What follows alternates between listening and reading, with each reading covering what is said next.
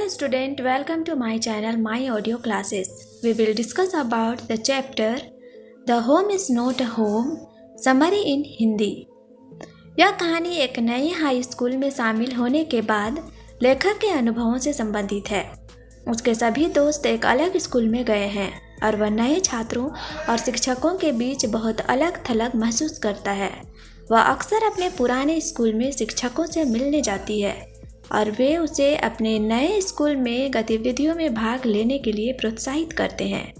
वे उसे विश्वास दिलाते हैं कि समय के साथ वह अपने नए स्कूल से प्यार करने लगेगा। इसके तुरंत बाद एक रविवार की दोपहर को लेखिका डाइनिंग टेबल पर बैठी है, अपना होमवर्क कर रही है। चूँकि यह ठंडी और हवा का दिन है, इसलिए चिमनी में आग लग जाती है। लेखक की लाल डब्बी कैट उसके स्कूल के कागजात के ऊपर पड़ी है। पाठक को सूचित किया जाता है कि लेखक ने बिल्ली को बचाया था जब वह एक बिल्ली का बच्चा था और तब से उसका निकट संबंध रहा है और तब से उनका निकट संबंध। अचानक लेखिका को कुछ अजीब सी गंध आती है। वह छत तक देखती है कि उसके सीम से धुआं निकल रहा है। वह कमरे को जल्दी से भरता है और वे घर से बाहर यह पता लगाने के लिए भागते हैं कि आग ने छत पर कब्जा कर लिया है। जबकि लेखक पड़ोस के घर में आग विभाग को कॉल करने के लिए दौड़ता है। उसकी माँ घर में वापस आती है। लेखक की माँ एक धातु के बक्से के साथ लौटती है जिसमें महत्वपूर्ण दस्तावेज होते हैं और फिर वापस अंदर चला जाता है। लेखिका जानती है कि वह अपने पिता की तस्वीरें एकत्र करने के लिए गई है जो युवा होने पर गुजर गए थे। वह जानती है कि तस्वीरें सब है जो उसकी माँ ने छोड़ी है। लेखिका अपनी माँ के बाद घर में भागने की कोशिश करती है, लेकिन एक दमकल कर्मी द्वारा रोक दिया जाता है। इस समय गली आग ट्रकों से भरी हुई है। वह उसे बताती है कि उसकी माँ घर में है और वह उसे आश्वस्त करती है कि उसके बचाव के लिए अन्य फायरमैन घर में गए हैं। वह उसे एक कंबल में लपेटता है और उसे एक कार में बैठा देता है। जल्द ही एक फायरमैन लेखक की माँ के साथ उभरता है।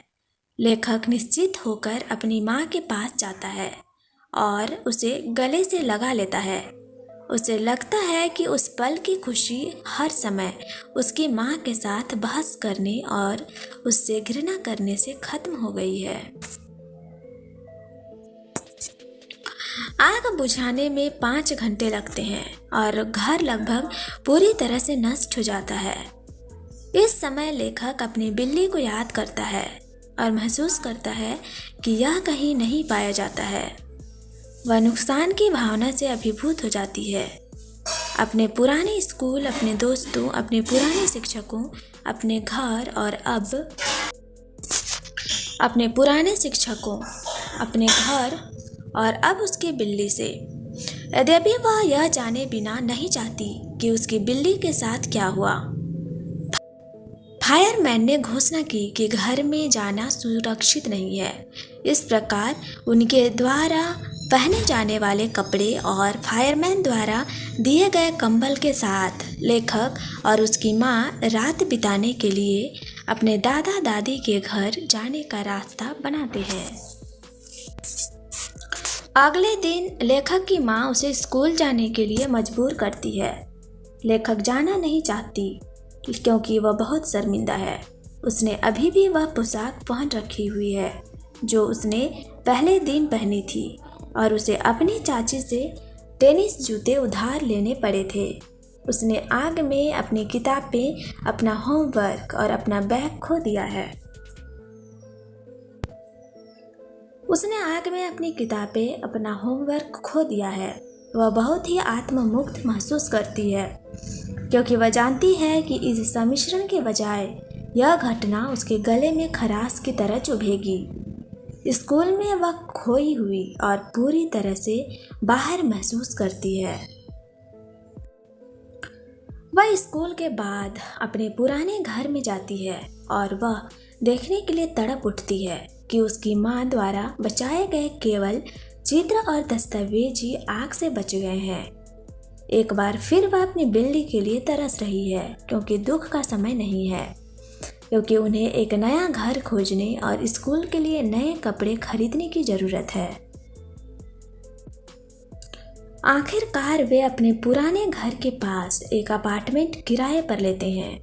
लेखक उसकी बिल्ली को खोजने की उम्मीद में घर पर जाता है। वह अपनी बिल्ली को बहुत याद करती है और उस समय को याद करती है जो उन्होंने एक साथ बिताया था। लेखक को पता चलता है कि उसके स्कूल में सभी को आग लगने का पता चल गया है। लोगों द्वारा उसे दिए गए ध्यान से वह शर्मिंदा महसूस करती है। अगले दिन लोग लेखक के आसपास इकट्ठा होते हैं और उसे जल्दी करने के लिए जिम क्लास में जाने के लिए कहते हैं। उसे यह अजीब लगता है, लेकिन जिम पहुंचने पर वह देखती है कि स्कूल की आपूर्ति नोटबुक और कपड़ों के साथ एक मेज स्थापित की गई है और यह सब उसके लिए है। अजनबी खुद से उसका परिचय कराते हैं और उसे अपने घरों में भी बुलाते हैं। यह हार्दिक इशारा उसके दिल को छू जाता है और वह आखिरकार उसकी स्थिति के बारे में उम्मीद करता है। अंत में वह नए दोस्त बनाती है। उस क्षण एक महिला लेखक के पास आती है और अपनी खोई हुई बिल्ली को पकड़े हुए लेखक खुशी से उछलता है और बिल्ली को अपनी बाहों में लेता है। वह जानती है कि आग से उसकी बिल्ली इतनी डर गई है कि वह एक मील दूर भाग गया।